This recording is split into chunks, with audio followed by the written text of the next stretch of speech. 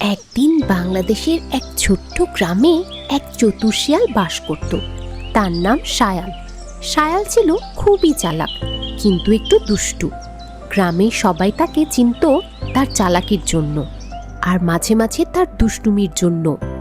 শায়াল যে কোনো সুযোগে মজা পেত, আর যাকে পেত তাকে যেন কিছু একটা ছলনা করে তার সঙ্গে খেলত। একেবারে দুষ্টু, কিন্তু বেশ মজার ছিল সে। একদিন গ্রামে একটা মেলা বসতে চলেছিল। মেলা মানেই তো আনন্দ, খাওয়া দাওয়া, খেলাধুলা আর নতুন নতুন জিনিস দেখা। আর শায়াল তো জানতো মেলায় গেলে একেবারে তার মতো শিয়ালের জন্য মজার জায়গা। মেলা মানেই নতুন কিছু খাওয়া আর সুযোগ পেলে কিছু চুরি করা। সে তো খুবই উত্তেজিত হয়ে উঠল। মেলা, এটা তো আমার জন্য দারুণ একটা সুযোগ। নতুন মিষ্টি আর খাবার খাওয়ার জায়গা, আর তারপর কিছু চুরি করে ঘরে চলে আসবো। কালু, খোকন, চল মেলায় যাই। শায়াল তার দুই বন্ধু খোকন আর কালুকে নিয়ে মেলায় চলে গেল। মেলা ছিল একেবারে জমজমাট, চারপাশে অনেক লোক, রঙিন বাতি ঝলমল করছে, সবাই হাসছে আর কথা বলছে। আর খাবারের স্টলগুলো সারি সারি সাজানো ছিল। শায়াল তো মেলা দেখে খুব খুশি হয়ে গেল। খোকন আর কালুও মেলায় এসে খুব আনন্দে ছিল। তবে শায়াল যখন মেলার মধ্যে হাঁটছিল, তখন সে খেয়াল করল মেলার এক কোণে নানি বুড়ি তার স্টল সাজাচ্ছিলেন। নানি বুড়ি, যিনি গ্রামে খুবই ভালো আর দয়ালু মহিলা, সবার জন্য সাহায্য আর ভালোবাসা ছড়িয়ে দেন। আজ একটু ক্লান্ত হয়ে পড়েছেন, তার শরীরও খুব ব্যথা পাচ্ছিল। একা একা স্টল সাজাতে সাজাতে তার অবস্থা খুবই খারাপ হচ্ছিল, আর তাও যেন একটু বেশি কাজের চাপ ছিল। ও নানি বুড়ি, আপনি একা একা এত কাজ করছেন কেন? আমরা তো আছি, আমরা সাহায্য করতে পারি। খোকন আর কালু নানি বুড়ির কাছে গিয়ে তাকে সাহায্য করার প্রস্তাব দিল। নানি বুড়ি একটু থেমে বলে, তোমরা তো খুব ভালো ছেলেরা, তবে একটু সাহায্য করো তো মেলার স্টল সাজাতে। তারা সবাই মিলে স্টল সাজাতে শুরু করলো। শায়াল, যেহেতু সে সবসময় একা থাকতে পছন্দ করত, সে একটু দূরে দাঁড়িয়ে সব কিছু দেখছিল।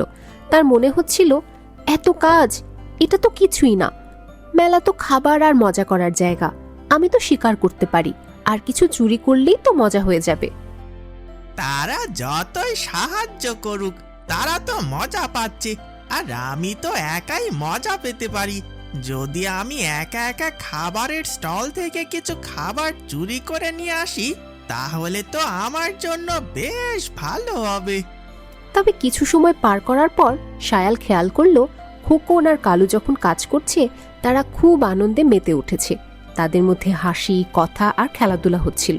তাদের মনে হচ্ছিল যেন একটা খেলা খেলছে, আর নানি বুড়ি তাদের সাথে কথা বলে আনন্দিত হচ্ছিলেন। তাদের হাসির আওয়াজ শুনে শায়াল একটু থেমে ভাবল, তাহলে কি আমি ভুল করছি? কাজ করে কি এত আনন্দ পাওয়া যায়? হ্যাঁ, আসলেই তো। খোকন আর কালু তো মজা পাচ্ছে, আর তারা আমাকে কাজ করতে ডাকছে। যদি আমি তাদের সাথে কাজ করি, তাহলে আমিও তো একটু মজা পাবো।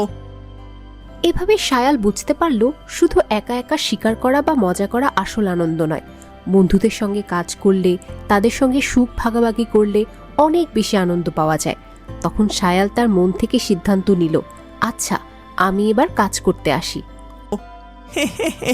ঠিক আছে, আমি এবার সাহায্য করতে আসলাম। শায়াল মেলার স্টল সাজানোর কাজে যোগ দিল। এরপর তারা সবাই একসঙ্গে কাজ করতে লাগলো। স্টল সাজানো, পণ্য গোছানো আর একসঙ্গে মেলা উপভোগ করা। কাজ করতে করতে তারা সবাই খুব ভালো সময় কাটালো, হাসলো আর গল্প করলো।